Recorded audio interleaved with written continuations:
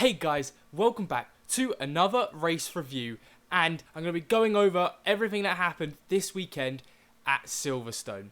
So make sure to like and subscribe, join my fantasy league, follow my Twitter, join my Discord server, and hey, let's get into it. So first off, I'll start with anything technically non-F1 related, which will start with the new Brad Pitt film being filmed at Silverstone, and we had some good moments where we saw him on the track racing around. We also saw him walking on the paddock, and you also saw signs sort of just forgetting he's there and he's just in the background. I'm hoping this film will be as good as my other two favourite racing films, which is Rush and Talladega Nights. I love those two films. But then going on to a bit more annoying news, which is all of the celebrities in Silverstone, especially the ones who won't talk to interviewers, and I believe her name is Cara Delevingne. Basically, she refused to talk to Martin Brundle on the paddock walk, and it's just really frustrating to see because you could actually get a fan down there who wants to be there, who would love to be interviewed, who would love to be doing all of this stuff, but no, they're getting celebrities who just care about the clout, who will go home and never watch another F1 race again. So it's quite frustrating to see people like that who think they're bigger than the sport, who are all just think they're bigger than anyone else because they think they're too important to have an interview. It's like, come on, it's 30 seconds of your life. It's a bit frustrating, but this is what F1's becoming at the end of the day. So now onto the F1 talk, which we'll talk about practice first, and the main points are Albon and Williams' pace throughout the whole of the free practice sessions. He came third in FP1, third in FP2, and second in FP3, which was fantastic to see Williams with the pace. Even Logan Sargent got 7th in FP3, so extremely happy for Williams in that practice session. I'll talk about their race results in the end, because even still they had a good race, so I'm really happy to see Williams on the up. And then we go over to McLaren in the practice sessions, where I thought they had had a dip in form, where they'd had their upgrades, it worked in Austria, but just because of how good Norris is at that track. But for the practice sessions, McLaren didn't look very good. They were like 8th and 10th in FP1, 9th and 14th in FP2, and 12th and 17th in FP3. So who would have guessed how they did in qualifying, which I'll now talk about now. And so first off, in Q3, the main talking point was Perez getting knocked out in 16th position, where first of all he went pole after the red flag, and he was the first one out in his car, but then got overtaken by practically every other driver as the track just dried over that 1 minute when he finished his lap and everyone else was doing their lap. So frustrating for Perez, frustrating for Red Bull. I think they're getting a bit annoyed with him now because it's like the 5th or 6th time he's done this in a row, not scraping into the top 10 with a dominant Red Bull. So he's got to be very careful, Perez, in the next few races. Then also in Q2, the main talking point was Stroll not being able to crack the top 10 again.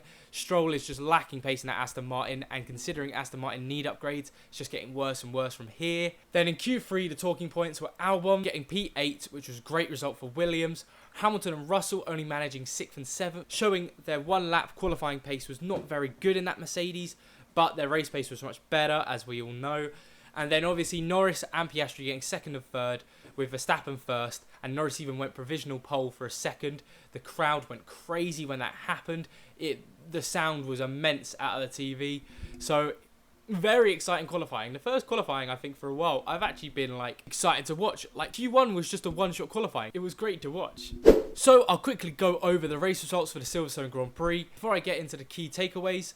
And so Verstappen first, Norris, Hamilton, Piastri, Russell, Perez, Alonso, Albon, Leclerc, Sainz, Sargent, Bottas, Hulkenberg, Stroll, Zhou, Tsunoda, De Vries, Gasly, Magnussen and Ocon.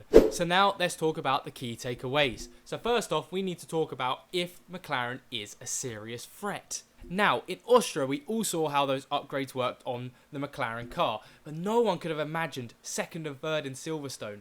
Now, as we know, the high-speed corners and the braking, that's what Norris said was the best, and you could see from Hamilton losing like 3 to 5 tenths. Even on McLaren hards to Mercedes soft, they were pulling away quite a bit in that high-speed section. So it will be interesting to see if they can keep up this form, considering the next races are Hungary and Spa. In Spa, I think they'll do very well because of the high-speed corners again, and because of the massive braking you have to do. But Hungary's a little bit different. There's quite a few less high-speed corners. There's more corner-to-corner action, especially in Sector 3, where I think potentially they could be hindered because I don't know how well the McLaren car in that sector.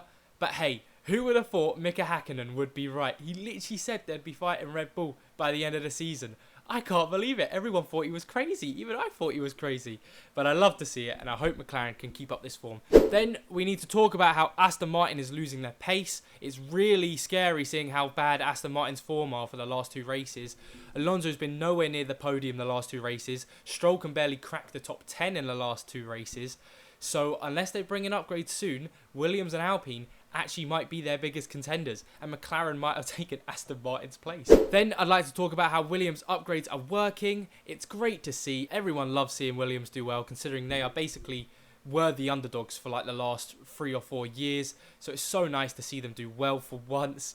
And the upgrades, they're finally working. I think the way the team's run at the minute is fantastic, and I really wish them the best of luck, and hopefully Albon can score a few more points. And then finally, I'd like to talk about Haas's woes, where realistically, Haas really needs to bring in upgrades for Hungary, purely because their qualifying pace was always pretty good, but now they're starting to drop off a little bit, and you know that their race pace is terrible because of how bad they are with the tyres. And even that Ferrari engine in the back of them just won't cooperate. It's not looking good for Haas. They're really looking like the backmarker team at the minute with AlphaTauri and Alfa Romeo, so they need to be very careful. But hey, we'll see if they bring any upgrades to Hungary, and we'll see if Hulkenberg can pull another masterclass in qualifying, because Hulkenberg loves doing that.